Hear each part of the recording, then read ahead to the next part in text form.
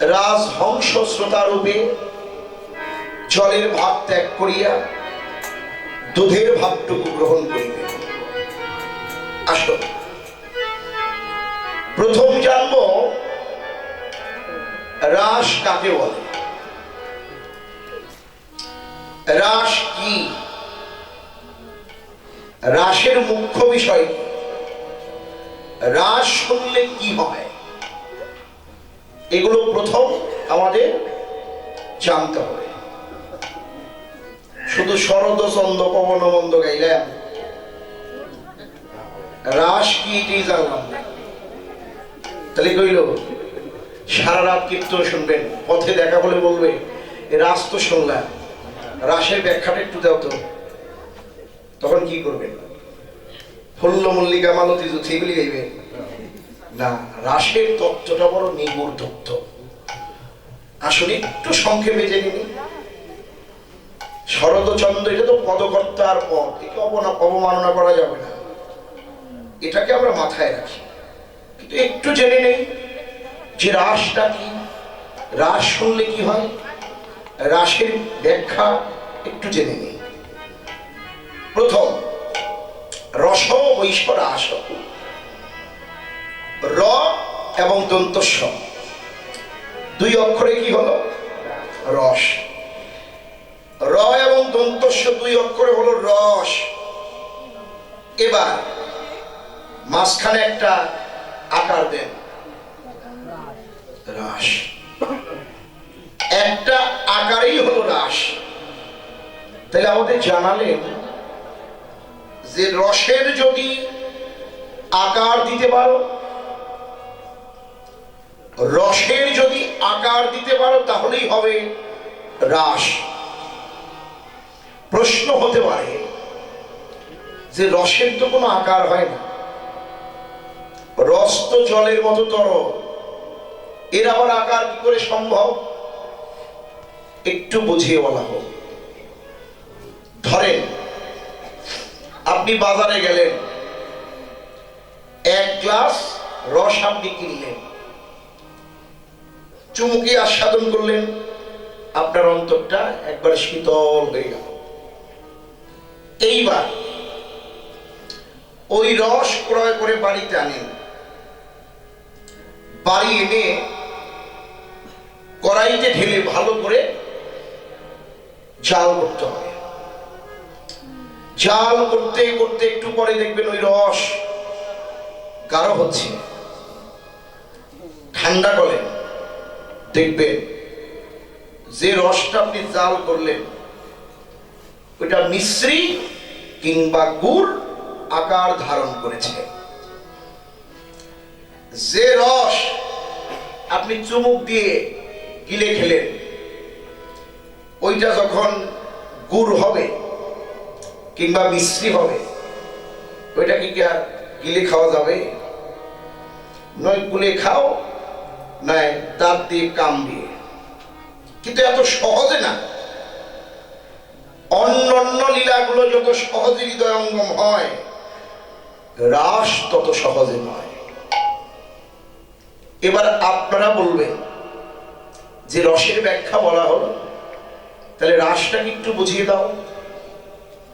সকাল থেকে আপনারা রাধা গোবিন্দের, গৌর গোবিন্দের নিত্য লীলা স্মরণ করছেন।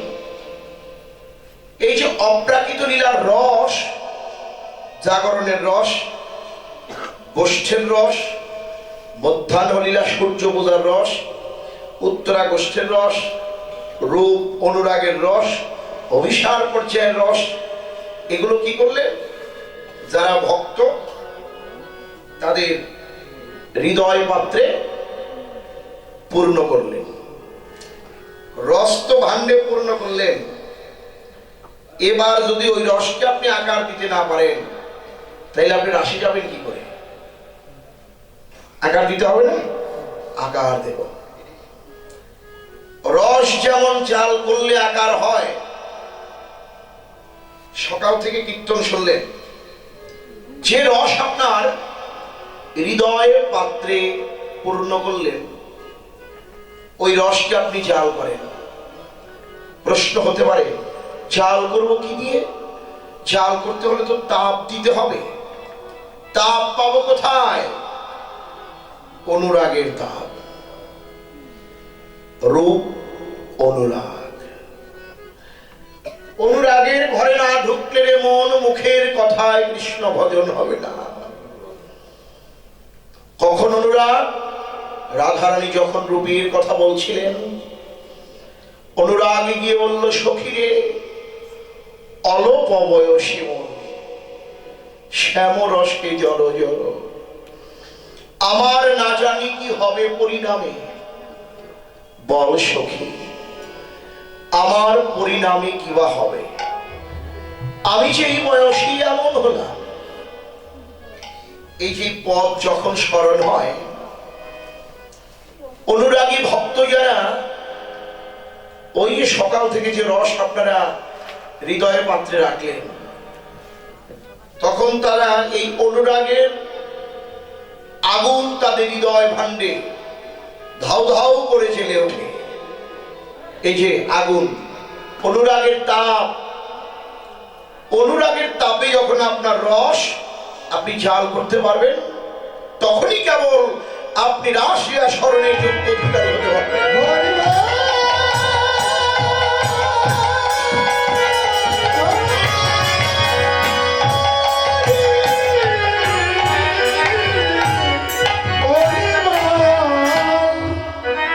তাহলে যদি কেউ প্রশ্ন করে রাস কি, সংক্ষিপ্ত উত্তর দেবে রসবৈষ রাস। অপ্রাকৃত রসকে আকার দিতে পারলেই হবে রাস। এবার রাসের মুখ্য বিষয়টা কি? প্রতিটা পালার একটা বিষয় থাকে। রাসের মুখ্য বিষয় প্রেমের হবে বিকাশ, কামের হবে বিনাশ। রাস শুনলে কি হয়? বিষয় শুনলে প্রেমের হবে বিকাশ, কামের হবে বিনাশ। এবার শুনলে কি হয়? শুনলে কলিজীবে নিদ্র কাম দূরীভূত হয়ে কৃষ্ণ প্রেম ভক্তি লাভ হয়ে যায়।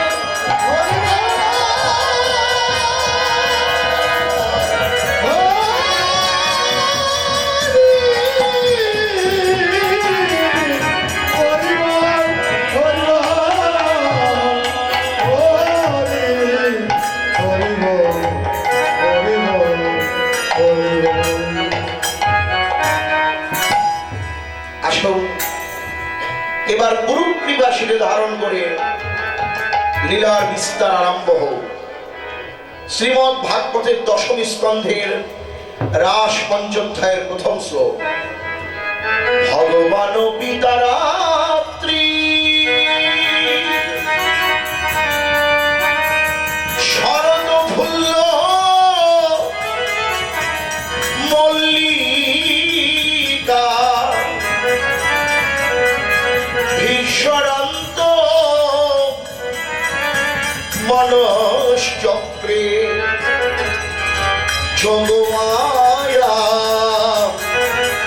মোপাশ্রিতা। জয় জয় শ্রী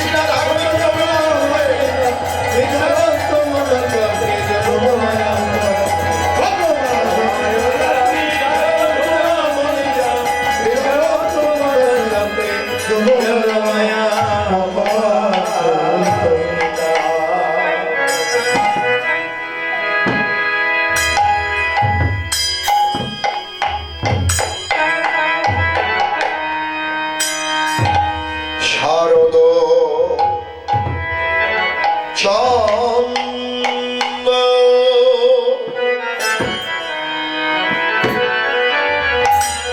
পবন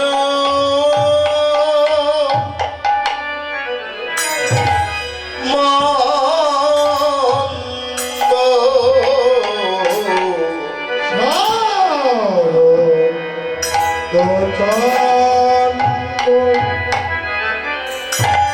পবন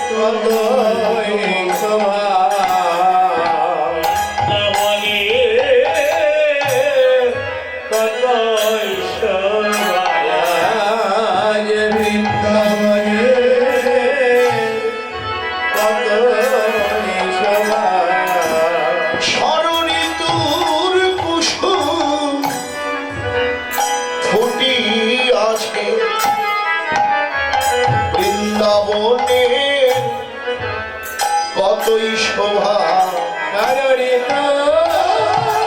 কত ফুটে আছে বৃন্দাবনে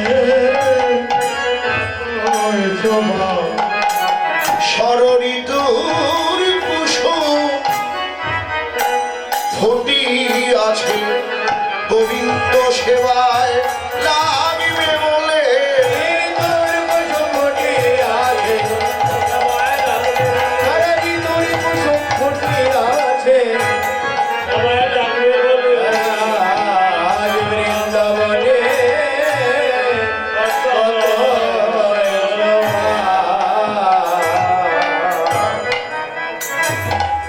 রাসলীলা যোগমায়া আশ্রিতা লীলা।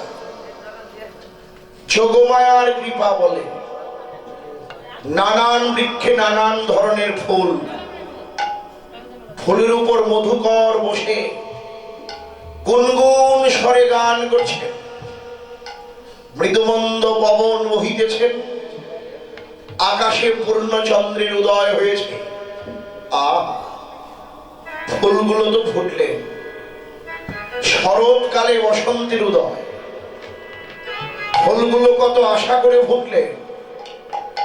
বাগানে যদি ফুল ফোটে, কোন ব্রাহ্মণ, কোন বৈষ্ণব, কোন কৃষ্ণ ভক্ত বাগান থেকে ফুল চয়ন করে চন্দন মাখিয়ে গোবিন্দায় নম বলে গোবিন্দের চরণে দেয়, তখনই হয় প্রসাদী ফুল। কিন্তু আজকে ফুলগুলো কত আশা করে ফুটলেন, মনে মনে ভাবলেন আমরা কত আশা করে ফুটলাম, কিন্তু আমাদের এমন বান্ধব কে হইবে? এমন বান্ধব কে হইবে? আমাদের এমন এমন বান্ধব বলো কেউ হইবে? আমাদের এমন বান্ধব কে হইবে? আমাদের এমন বান্ধব কে হইবে? গোবিন্দ সেবায় লাগাইবে এমন বান্ধব বলো কে হইবে? আমাদের গোবিন্দ সেবায় লাগাইবে কেমন বান্ধব এবার হবে? আমাদের গোবিন্দ সেবা লাগাইবে লাগাইবে এমন বান্ধব কে হইবে? যখন ফুলগুলো আক্ষেপ করছেন, বৃন্দাবনের বাতাস বাতাস ফুলে বান্ধব হলো, বাতাস বলে বান্ধব বাতাস ফুলে বান্ধব হলো। বাতাস বান্ধব হলো। ফুলের গন্ধ নিয়ে গোবিন্দের সেবায় দিল, বাতাস ফুলে বান্ধব হলো। ফুলের গন্ধ গন্ধ নিয়ে গোবিন্দ সেবায় সেবায় দিল, বাতাস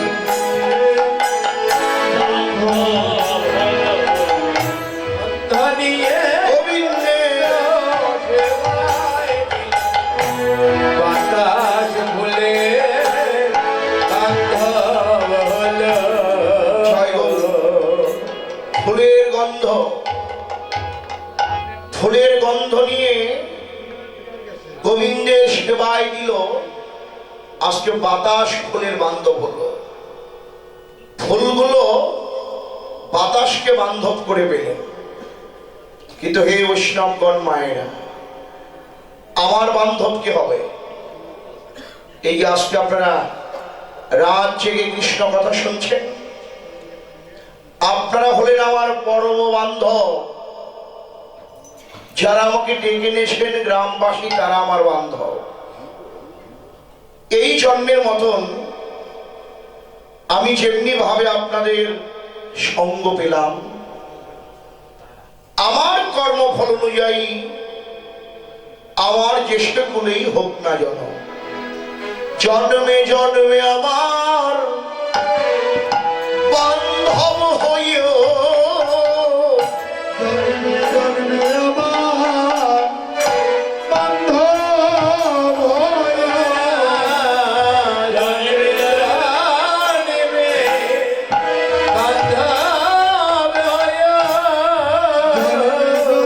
আমার তোমরা বান্ধব হইও।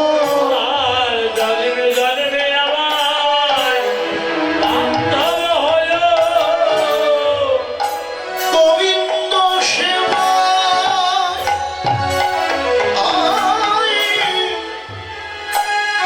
লাগাইও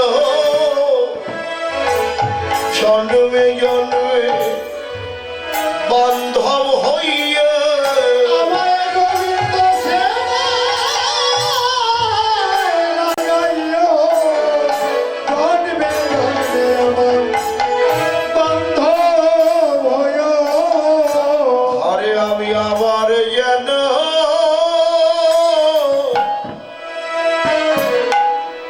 এই সঙ্গ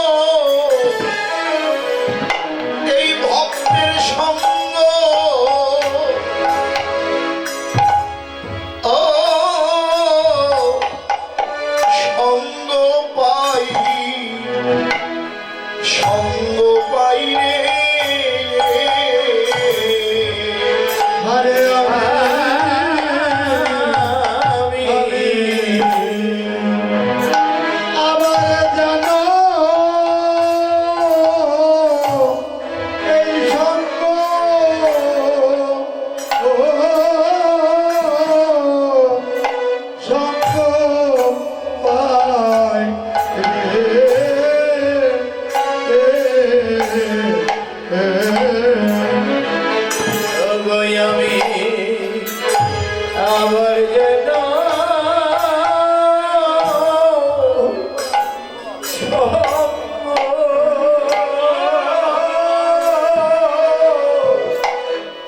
এই ভক্ত সঙ্গ পাই পাই আমার এই সঙ্গ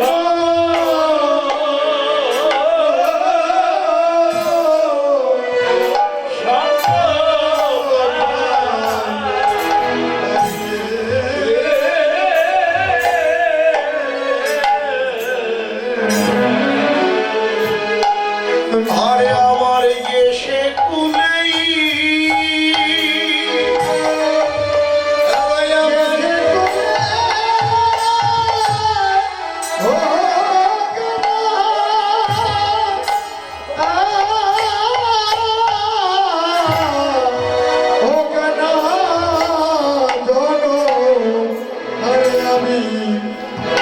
আমার যেন এই সঙ্গ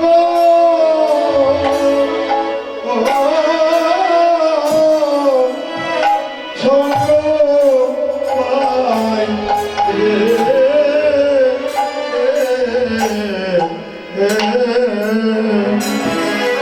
ওই আমার দেশে কুলে জয় জয় সাধু বৈষ্ণব সাই প্রীতি প্রেমানন্দে দেশে কুলে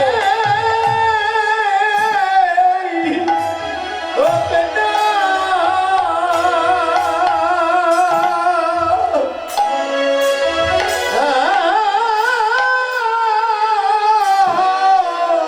আমার হোক না জন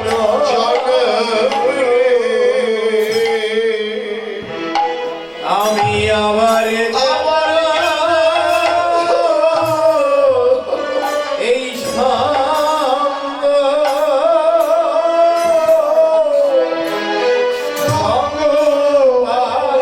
আমার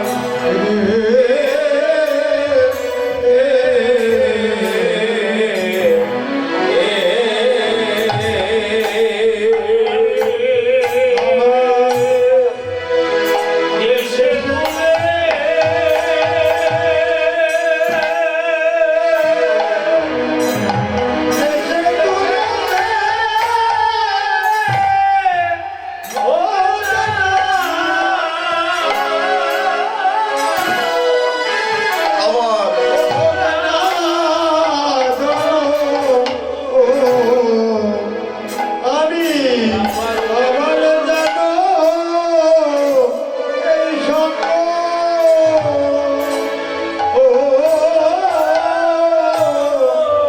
আমি সঙ্গ পাই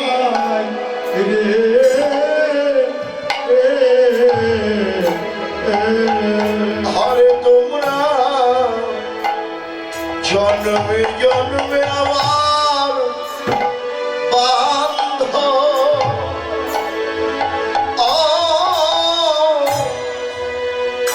আমার বান্ধব হইয়ে রে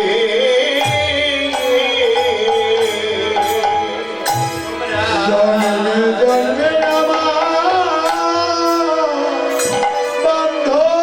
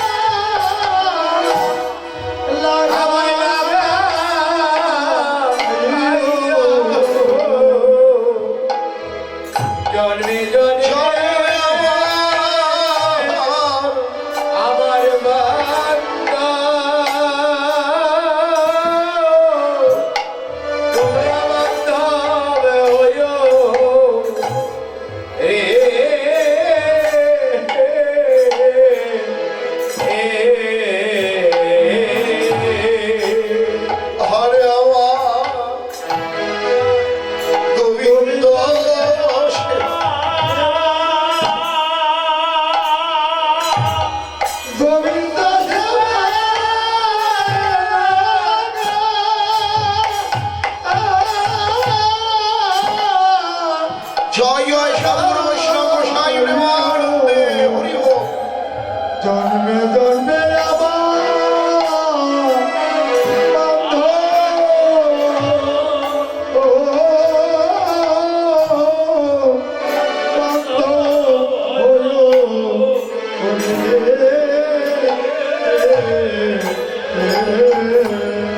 আরে আমি আবার যেন সঙ্গ পাইরে আমি আমার যেন এই সঙ্গ পাইরে। আমি আবার যেন সঙ্গ পাইরে। আমি আমার যেন এই সঙ্গ পাইরে। আমি আবার যেন সঙ্গ পাইরে। আরে আমি কৃষ্ণ সঙ্গ পাইবা না পাই, আমি যেন ভক্তের সঙ্গ করতে পারি। আরে আমি কৃষ্ণ সঙ্গ পাইবা না পাই, এই ভক্ত সঙ্গ যেন আমি করতে পারি। আমি কৃষ্ণ সঙ্গ পাইবা না পাই, যেন ভক্তের সঙ্গ করতে পারি। একবার মদন ভরে বলা হরি হরি ভক্ত সঙ্গ করতে পারি, হরি হরি হরি ভক্ত সঙ্গ করতে আমি পারি।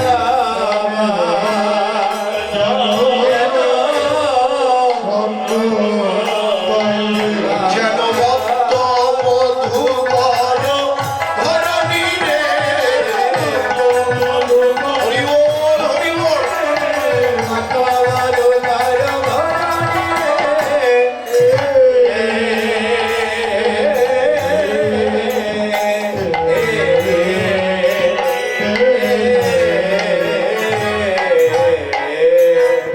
হে রত রাতি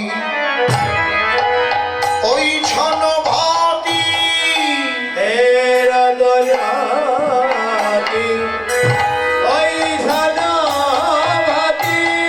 শ্যাম মোহন মদনে মাতি রে।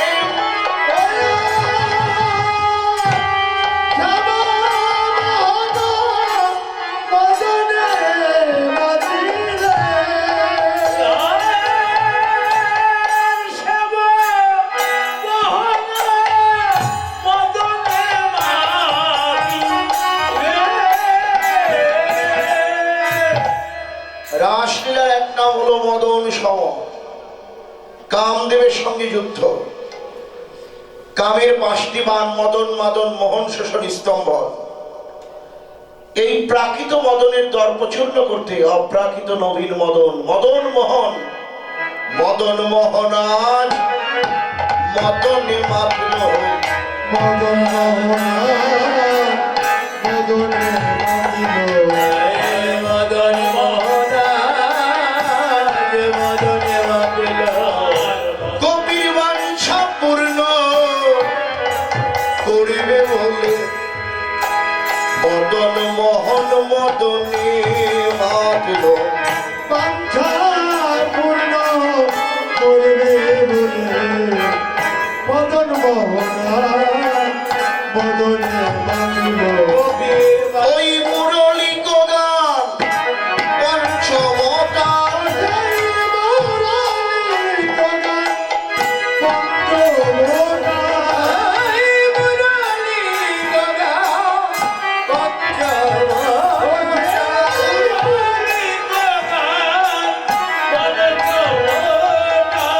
কুলবতী চিত চরণী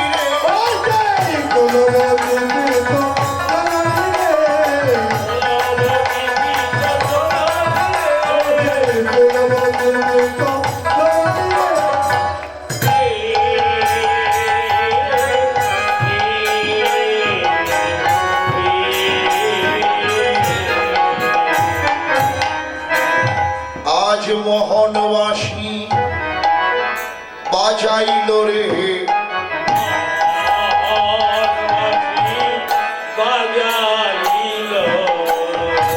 আজ মোহনবাসী বাজাইল, আজ মোহনবাসী বাজাইল,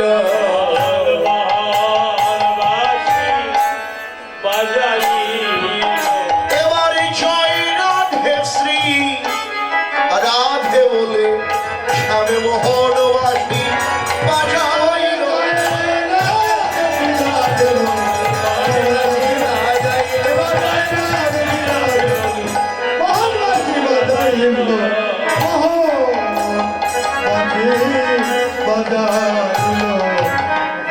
শোনো তো গোপী প্রেম রবি,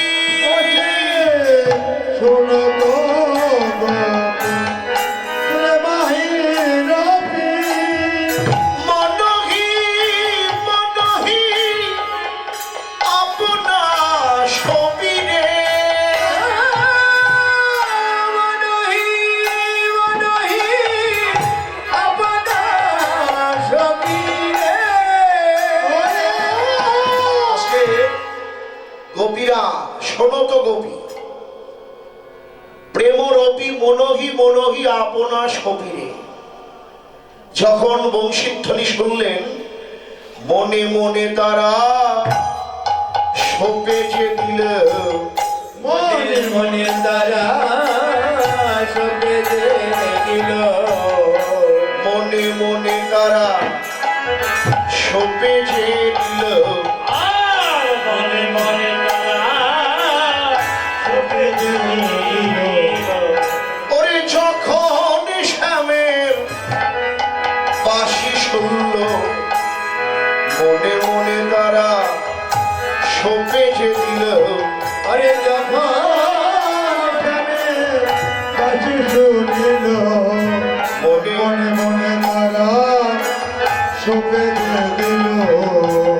বলে না আজ হতে আমরা তারি হলাম, আজ হতে আমরা তারি হলাম, চার মোহনবাসী শুনতে পেলাম, বলি আজ হতে আমরা তারি হলাম, আর মোহনবাসী শুনতে পেলাম, আজ হতে আমরা তারি হলাম।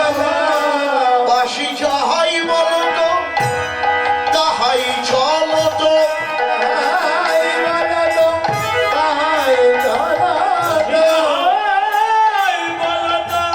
তাহাই চলতো, মুরলি কো কল ললনি, মুরলি গোপাল ললানি।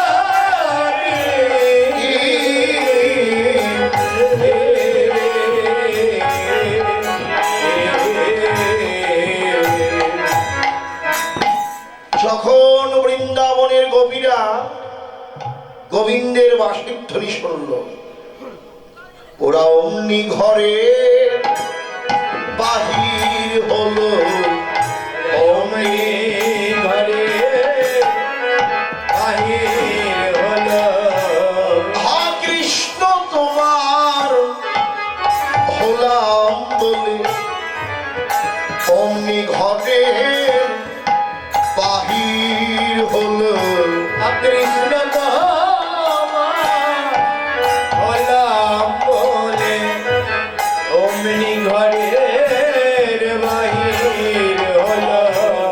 কোন কোন গোপী কি করলেন, বিছড়ি গেহ নিজক দেহ,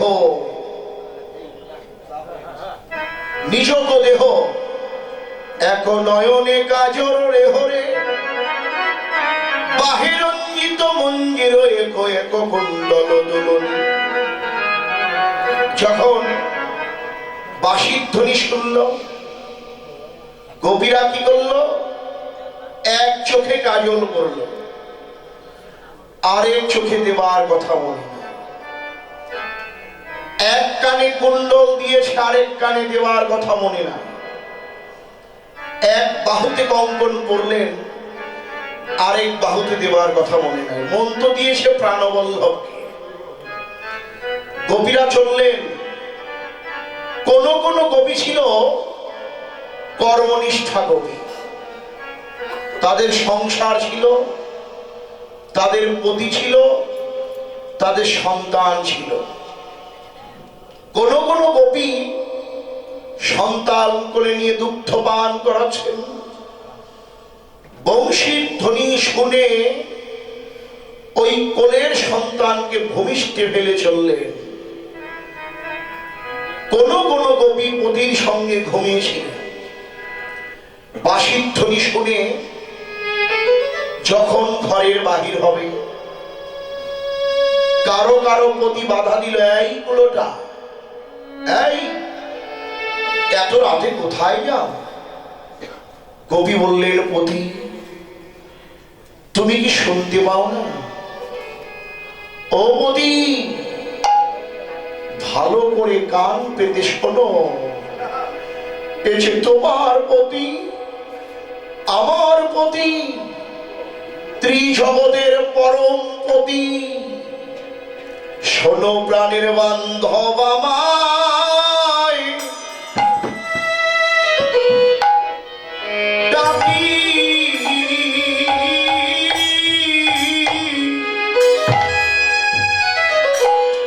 ওই শোনো ডাকিতেছে গো,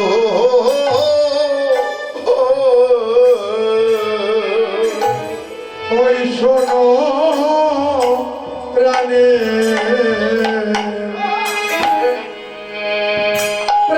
বান্ধব আমার ডাকি,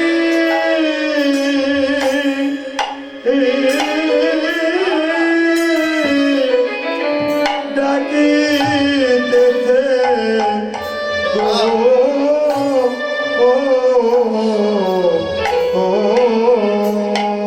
ভগবতী,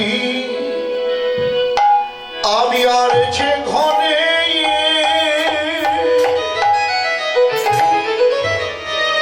আমি আর যে ঘরে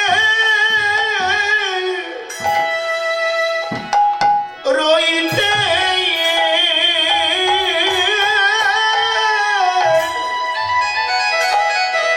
ওই শোনো আমি রইতে নারী, বান্ধব আমায় ডাকি,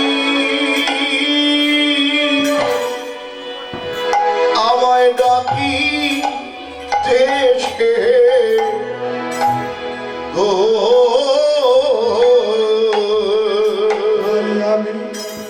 আমি আর যে ঘরে জয় রাধা গোবিন্দ প্রেমানন্দে হরি বল। রইতে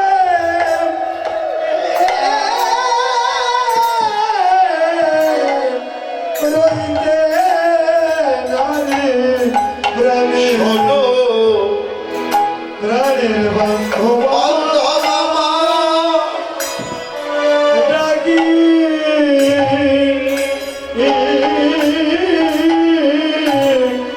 ডাকিতেছে ডাকিতেছে গো।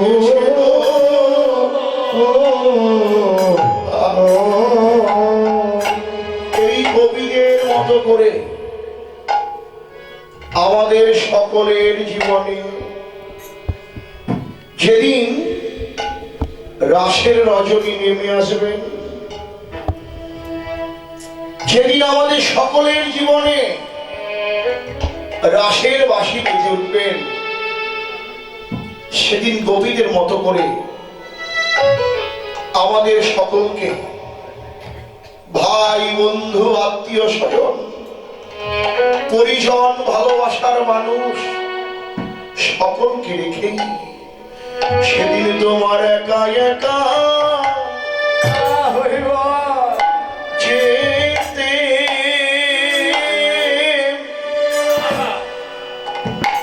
যেতে হয়।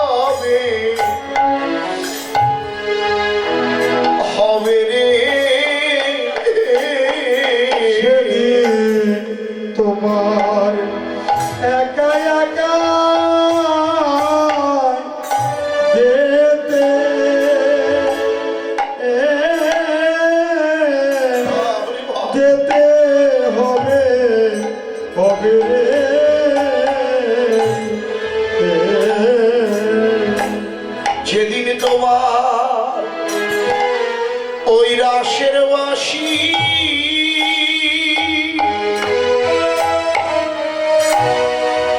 যেদিন ওই রাসের বাসি বেঁচে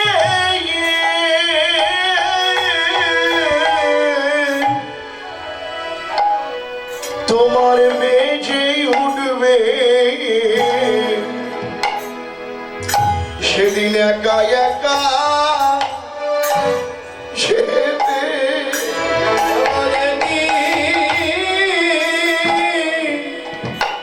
এই রাসের বাসি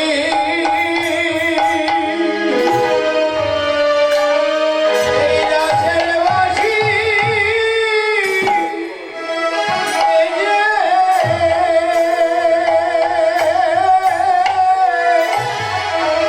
তোমার বেজে উঠবে সেদিন একা একা যেতে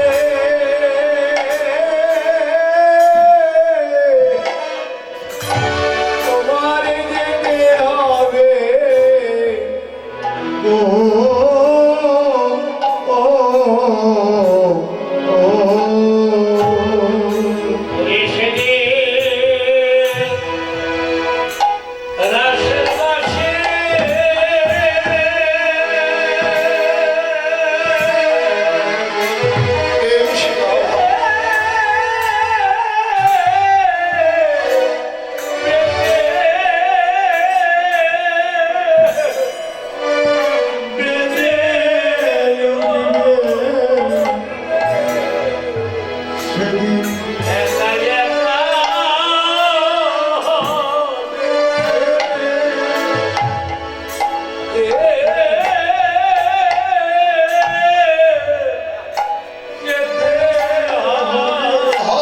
হবে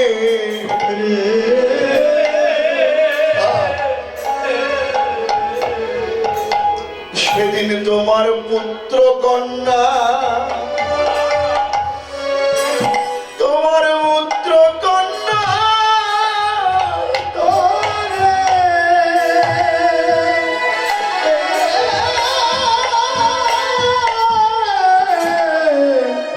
পরে রবে সেদিন তোমার একা একা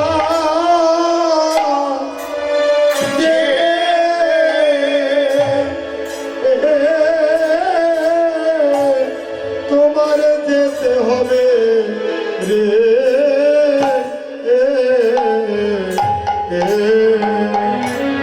সেদিন তোমার ভাই বন্ধু পথে তোমার ভাই বন্ধু পথে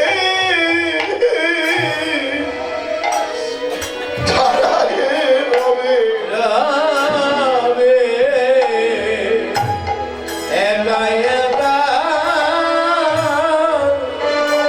যেতে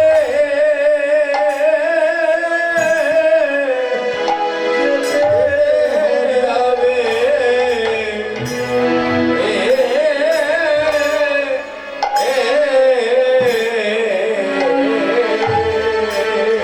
হারে সেদিন তোমার ভাই বন্ধু ওরে ভাই বন্ধু সব হরি বল হরি বল দাঁড়ায় রবে তোমার একা একা যেতে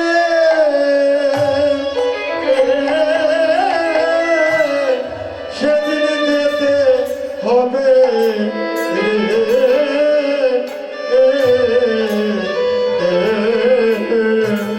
সেদিন তোমার এই সাদের দেহ ধুলাই পরে রবে একা একা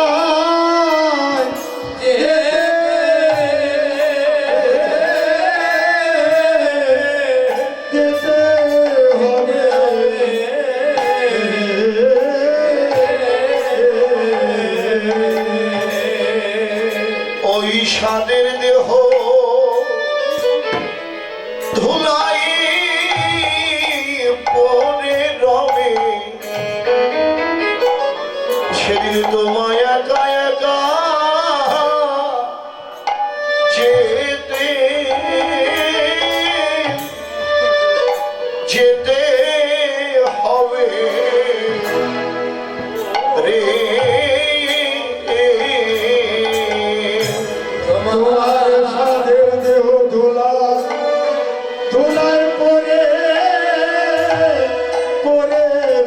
তোমার একা একা যেতে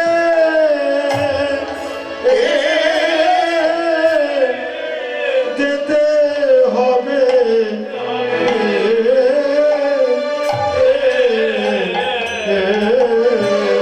সেদিন আমাদের প্রাণ গোবিন্দ বিনে আর কেউ রবে না রে। যেদিন ওই বংশীর ধ্বনি বেজে আরে প্রাণ গোবিন্দ বিনে আর কেউ রবে না। যেদিন ওই বংশীর ধ্বনি বেজে, তোমার বেজে উঠবে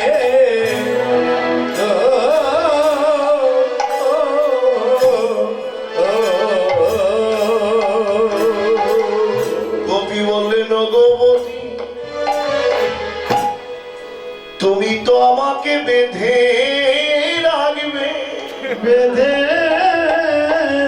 রাখবে এই দেহের প্রতি তোমার অধিকার আছে, কিন্তু এই মনের উপর তো কোনো অধিকার নাই। মনের প্রতি কোনো অধিকার নাই ও গো পতি, রইল তোমার ভোগের দেহ, আমি আমার পরম পতির কাছে চললাম। এই বলে কপির দেহ ছেড়ে মন চলে গেল। পতি গিয়ে দেখছেন কপির দেহে আর প্রাণ নাই। বলল ওগো গোপী, তোমাকে আমি ধরে রাখলাম বটে, বেঁধে রাখলাম বটে, কিন্তু তোমার মনকে তো আমি ধরে রাখতে পারলাম না। ওগো গোপী, তুমি যখন আমার আগে চলে গেলে, তাই তোমার কাছে আমার একটাই নিবেদন, তুমি তোমার ওই পরম পতির কাছে গিয়ে একবার আমার গতি করে করে এসো গো। আমার গতি করে করে আসো গো।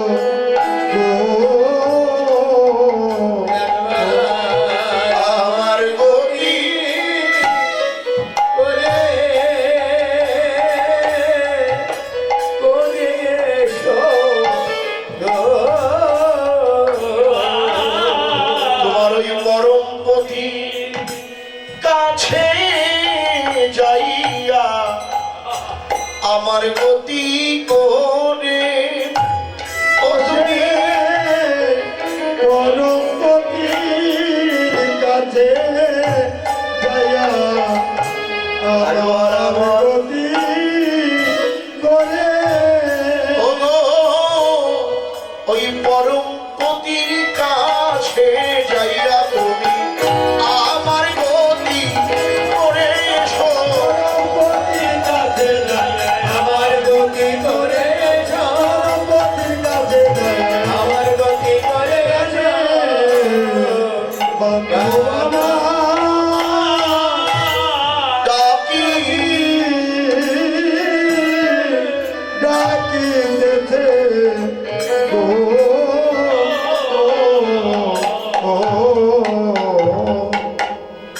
কবির দেহ ছেড়ে মন চলে গেল। শতরজতম গুণের দেহ নিয়ে তো আর ত্রিগুণাতীত ভগবানের কাছে যাওয়া যাবে না। কি নিয়ে যাব আমরা? কবির যেমন মন গেল, আমরাও যার যার মনকে নিয়ে সবাই চল, যাদের মনকে নিয়ে সবাই চলো, মনকে নিয়ে সবাই চলো, সবাই চলো। কৃষ্ণ কৃপা করো বলে মনকে নিয়ে সবাই চলো। জয় রাধা গোবিন্দ বিজয় আনন্দে হতো।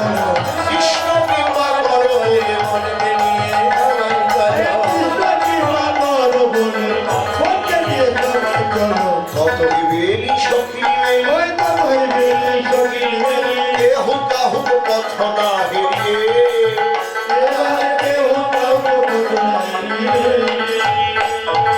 ওই ছিল বকুল চন্দ্র দাস বলনি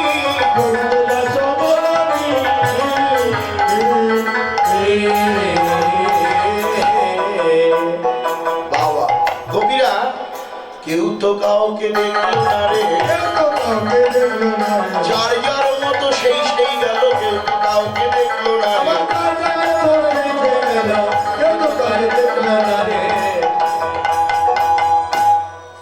এক পথেই গেল কিন্তু কেউ কাউকে দেখলেন না। গোপীদের গন্তব্যস্থান কোনটি? গোবিন্দের চরণ।